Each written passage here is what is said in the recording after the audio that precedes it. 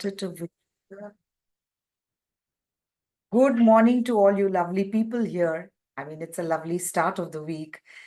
And I'm going to talk about a subject that is something that we really encounter on a day-to-day basis.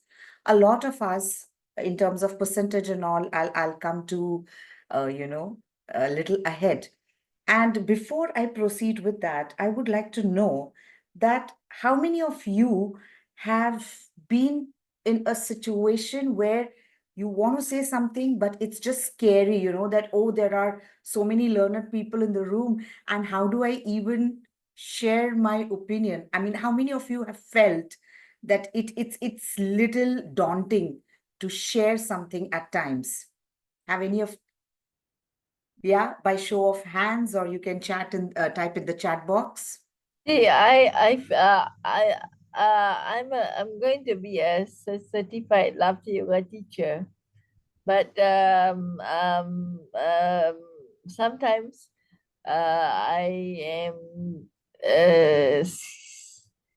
afraid of my own family. That's why I like, you know, they would say, True. when you when you are when you are not wrong, they think that you are wrong, but you are a very direct person. Direct is the effect Yes. of hypnotherapy. That's why I went this morning, and he says that suppressing emotions is not good.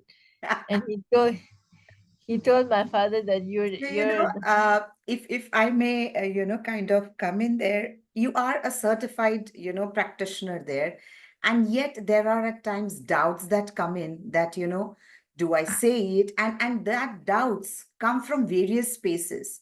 At times it is doubt on self. At times you wonder, can I say it? And without any reason, see, there are many a actually, times actually pretty not myself.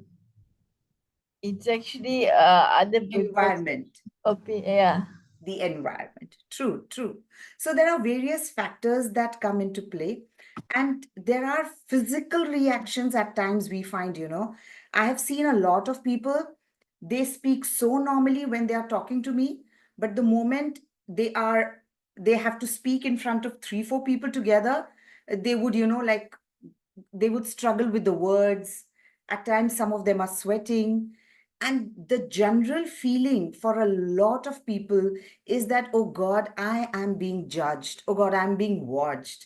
And that kind of feeling is something that, is a topic that we are going to talk about, because you look around in terms of percentages, in terms of even the regular people around us, you will find them being conscious about this. And I am, a lot of you know, but just introducing myself, I'm Preeti Gandhi, a handwriting influencer, a grapho-analytical therapist, a seasoned entrepreneur since 1998 in advertising. I mean, I drive car rallies for a passion. Graphology is a passion, come my purpose of life. And this is what I am on a mission to. And even as a person who is helping people to discover themselves more, I realize that despite knowing so many things about oneself, there are times when it's like, oh my God, should I say this? There are, the crowd is there, people are there, are they going to judge me? Am I looking fine? Am I talking properly? Am I properly dressed? Am I well equipped to deal with the situation here? So that's the thing that I help people overcome from, and many other things. So that's what I do day in and day out, with through different medias, the main media being your own handwriting. And today I'm going to unravel the mystery of why do people get social anxiety. And when we talk about the word social anxiety, there are two words we are having here. One is social and other is anxiety. So anxiety comes from various aspects. Today, what we are going to talk about is anxiety that comes up in social situations. When you are in a group, yeah, when you are in a big group, or when you are even in a small group, or when you are in a new place, a strange place. So that's what we are talking about today, social anxiety. And you will find a lot of people saying, no, no, I feel anxious, ask me any question that you want one to one, but don't ask me in front of other people. I have friends who are so smart, so learned, come to me and say this. So, what it is it just shyness, or is it just fear? Or if someone is shy, should we call it that person is socially anxious? Not really. Because shyness is that, okay, for that moment, the person is shy to speak. Is the person suffering from anxiety? Is the person feeling that body thing where person is sweating? Or, many a times you will find that when the person is sitting, the legs are constantly moving, right? Or if the fingers are on table, they are like constantly going tuck, tuck, tuck, tuck, tuck, tuck, tuck, tuck, because it's like you are trying to just manage that body reaction of anxiety. So, shyness is not something we will call as social anxiety. That's something that happens naturally, and the person overcomes that quite easily. But yes, the fear of being judged, the fear of being, uh, you know, uh, taken as and right or wrong, the fear of being not being able to give your opinion the way you want it, or your speech the way you want it, or going into an interview and feeling that you are just not properly equipped for it. So it could be a personal situation, it could be a professional situation, but when there is a group of people and then fear is what grips you, that's what we will term it as social anxiety, not shyness really. Yeah, because shyness is only not being able to speak or communicate, but the other factors are not there. That strong fear, intense fear of the feeling of being judged. So these are aspects that are not really there, and that is the aspect that we are talking about today as social anxiety. Now, what is social anxiety? What are the symptoms that you normally see in social anxiety? One is that people start sweating, and you will find this very often. There are many business meetings I attend, and there are times that before that person's turn comes to give their presentation, their handkerchiefs are out and they are like, just taking off the sweat. At times when the turn is there to speak, or when they want to share, there's a nausea that a person feels. That is another kind of a social anxiety thing that you can feel in your body. Other that you feel, often you will find people hands are shaking, the legs are shaking. That shaking is so intense that they will try to stop it by some or the other action. Either then they will start fidgeting. They will, just, I'm not having anything right now, maybe my mobile. So they will, they'll start just fidgeting with the mobile, or they will have a pen or something, or they'll just pick up a random object and they'll start fidgeting. There's agitation on their face. You can see that anxiousness within themselves showing up. Heartbeat, that starts pumping up. And I remember my daughter one day was kind of there was some presentation that she had to do in school, and she's like, "Mama, just touch my heart and see, you can feel it pounding. It can jump out any moment." So that's another kind of reaction that comes in, heart palpitations, just severe feeling uh, of that anxiety of what's going to happen, shortness of breath. So, this is how you can feel in the physical aspect of being anxious. Now, what is the relevance of this? Why are we even talking about this? We are talking about social anxiety because many a times people think, a lot of time you will find people saying that it's okay, it will come and go.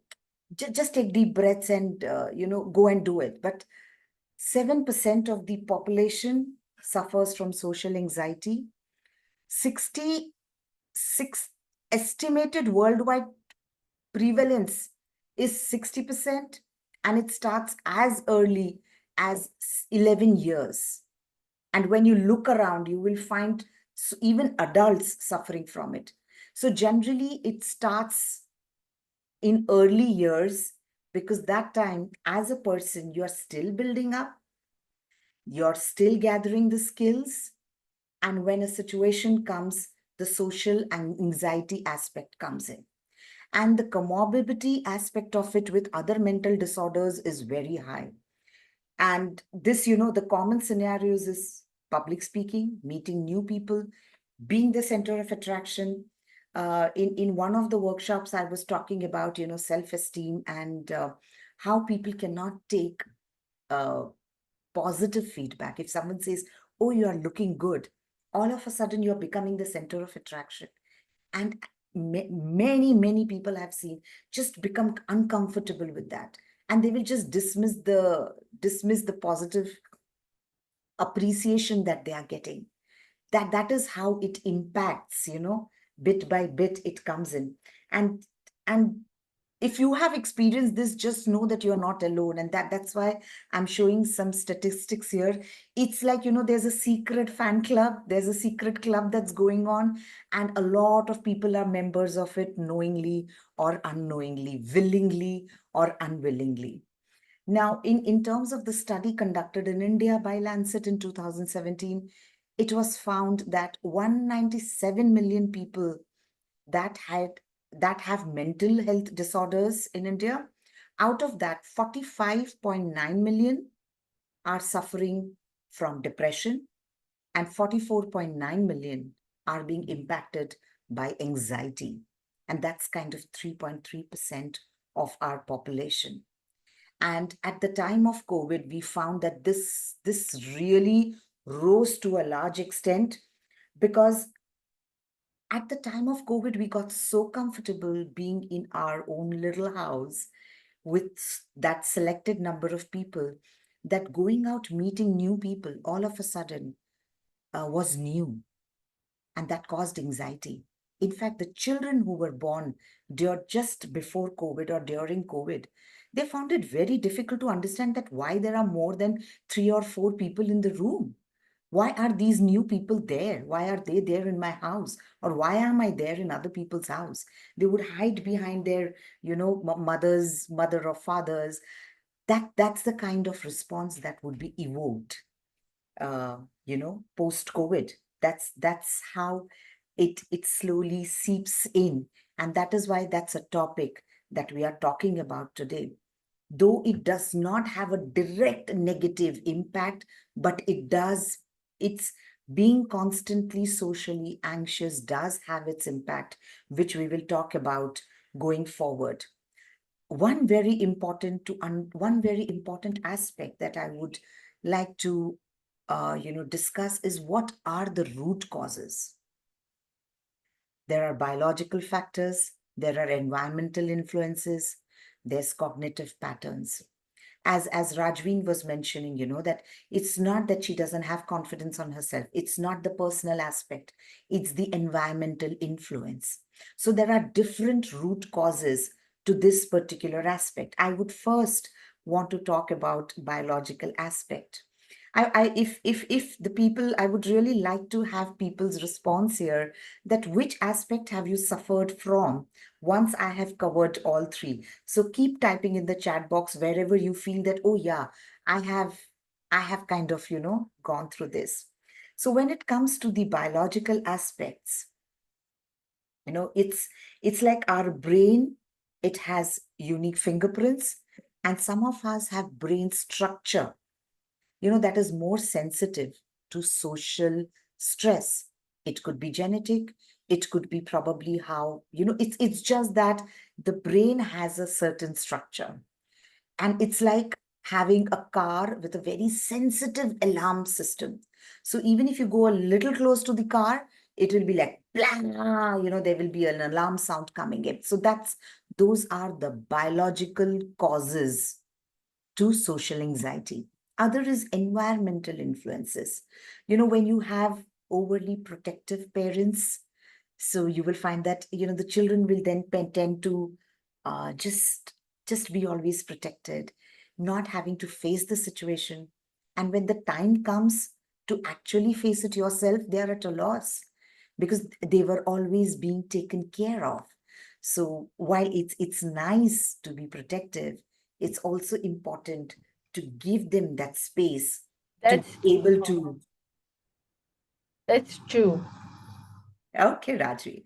So I would like you to share a little more about this once I have covered all this. So just remember that, Rajvi. Yeah.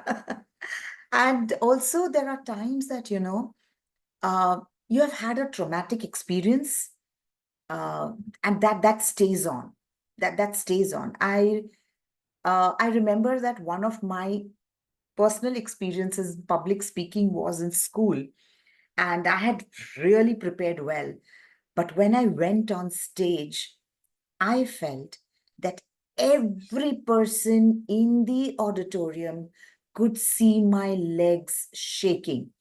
I was shaking. I mean, I was literally shaking. And the memory of that stayed with me for a very long time, till the time I was like, okay, I got to address this. But that traumatic experience, like, for a teenager, that was a traumatic experience, and that really stayed on for quite some time, till the time I decided to face it head on.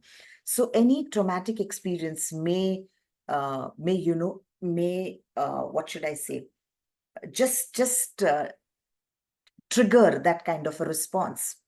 Also, as we grow up, when we talk about overprotective parents or these kind of things, because you learn to swim over a period of time, you do learn to come out of these situations over a period of time. So the main factor here is to keep trying, to keep attempting, and slowly and steadily you will find that layers of anxiety fades off, and you feel yourself standing tall in so that's the experience I have gone through in terms of that public speaking episode. Also, it depends on the cognitive patterns, where we say that we have to really look into what we talk to ourselves. Forget about public speaking, I mean, that's second, but what we talk to ourselves. If I'm constantly talking negatively to myself, then cognitive patterns are formed. There are brain, those pathways that are formed. And like how, if there is grassland, and you start walking in a particular direction, so the grass will be little, thoda sa wo grass hoke path banega. But when you keep walking on it, there is a small path that is created. That is how the patterns are formed in our brain. So initially it's like you just say, Preeti, you really can't do this. Where are you that good looking? Are you having a PhD? Are you having a doctorate? It starts small, and then and then you keep talking, and then there is a pathway, and there is a firm belief that, Preeti, you cannot do it. That is how the neural pathways are formed inside our brain. So whatever you talk to yourself, remember that it is an affirmation, whether we do it knowingly or unknowingly. If I keep saying that, Preeti, you can't do it, you can't do it, you can't do it, it's an affirmation that, yes, Preeti, you can't do it. And that becomes my reality. So, or at times it's like, anticipating the worst, that, okay, if I do this, this is what is going to happen. This is what is going to happen. People are going to say this, then this is good. And we weave stories around what can happen. So that's anticipating the worst scenario. And the inner commentator that we have within, if we can have control of that inner commentator, then we can manage our cognitive patterns. Always pointing out on what can go wrong is something that does not help in our social anxiety aspect. So if you have a pessimist commentator inside, then that's the background music always going on, and that's not something that we really want.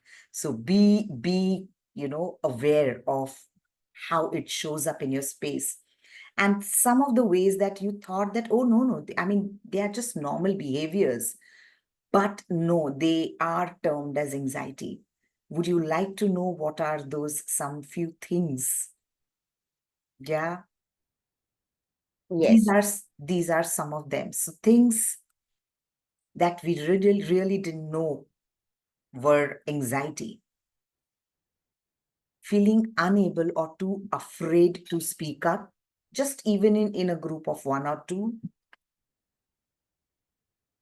Worried about every word choice I use while interacting with people, to the extent that it's like, okay, this is how I'm going to explain my point. And by the time you come up with the words, the conversation has gone somewhere else. Yeah. Thinking everyone could see inside my head. It's like my expression is a giveaway and people know what I'm thinking and what I'm going to say. And it's already scary. So that kind of thing shows up on the face, and that is also anxiety. Believing everyone is silently judging me.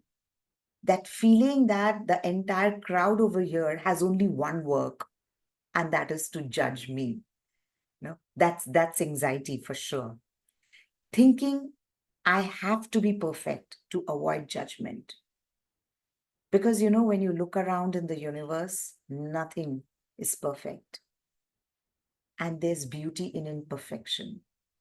And yet, as children, we, from our parents, not that they want us to feel low, but that's the pattern that they have also followed over the decades. Everyone wants us to be perfect. Your presentation should be perfect, your journals should be perfect, your books should be perfect. And and if it is not, then the teacher is there to give you a remark, you know uh, or give you a 1 star, or give you a sad face. So that overwhelming feeling to be perfect, it so that you're not judged, that is definitely a big way where anxiety shows up. Resenting yourself for not living up to everyone's standards.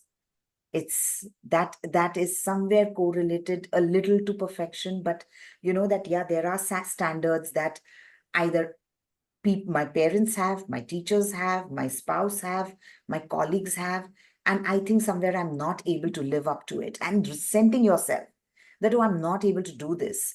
Now that also is something that drives anxiety. Don't want to come off as stupid. There are so many times that people don't ask important questions because it will be like, oh, how can I ask this? Everybody will think itna bhi nahi aata hai. And you will find intelligent questions being not raised just because that, oh, people will think I'm stupid. Yeah. Felt like I had to overachieve, be the best at everything, and know everything to be considered intelligent. You will find that there is a certain pattern in this, that how one aspect of the way you think leads to the other, and finally a person suffers from anxiety. Criticized, but for every movement that you make, where there are judgmental people around you, and they keep correcting you. Sit this way, don't sit like this. Just stand like this, straighten your posture, straighten your posture. So like every movement is criticized, and that really adds up to the anxiety feeling that we have. Now, what is the impact of social anxiety on our life? One is that on a personal level, it leads to isolation, it leads to missed opportunities. Now, because that anxiety is there, we really do not show up. We really do not speak up.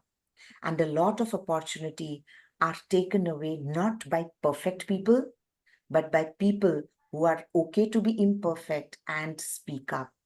So that's that's how it impacts on personal level.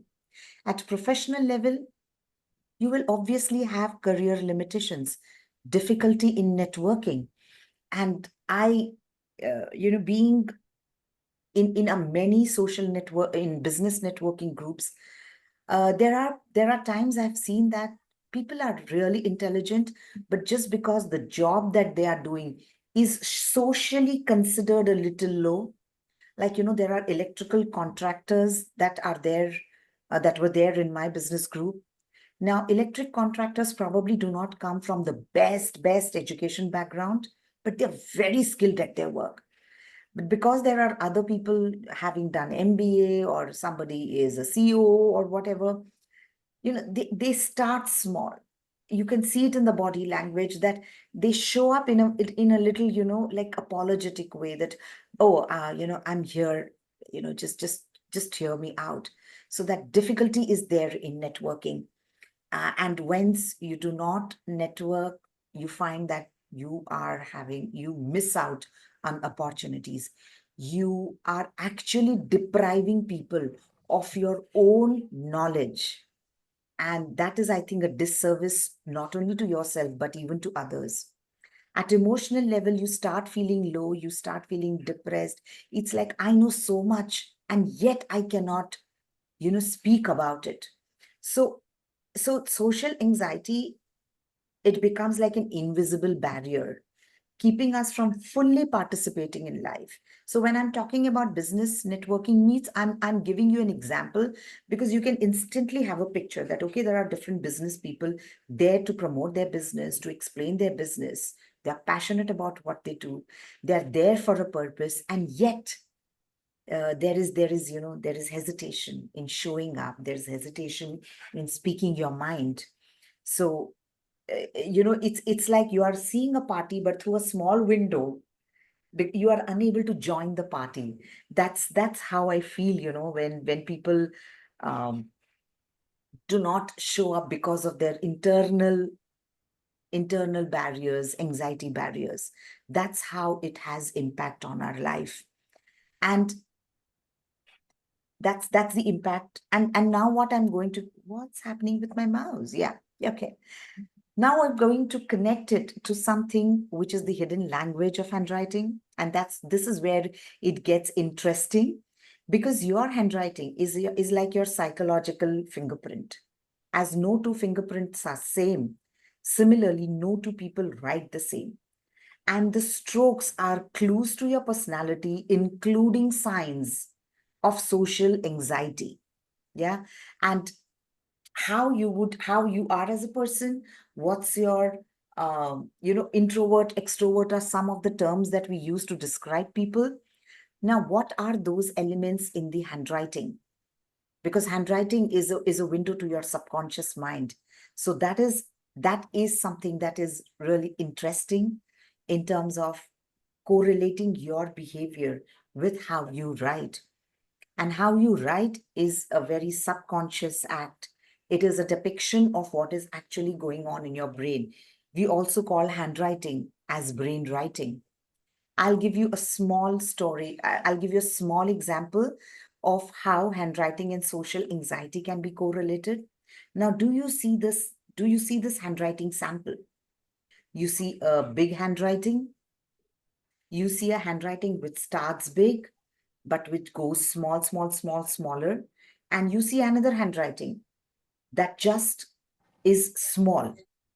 Now you will find that the people with small, so handwriting is a complex analysis of graphology is a complex analysis of handwriting. So just based on one element, one should not have a conclusion, but to give you a fair idea, I'm just taking one example. This is not always true, because there are other elements in handwriting that we have to correlate. But you will find, if I just look at it physically, that the small handwriting person, how much space is that person taking on the page? If you can see it, the handwriting. In the page, the person is taking lesser and lesser space to write. Now that is how a person would behave in social environments. Now, understanding what it is the first part. Professional help is always available, and graphotherapy is a unique way. I mean, it doesn't instantly transport you to your destination, but yes, it does show you the path forward. And one of the path is graphotherapy, where you change certain strokes in your handwriting, which helps you to show up in a more positive way. It improves your self-esteem so that you are ready to bet on yourself. So that is something I would like to share, that your handwriting does hold more secrets.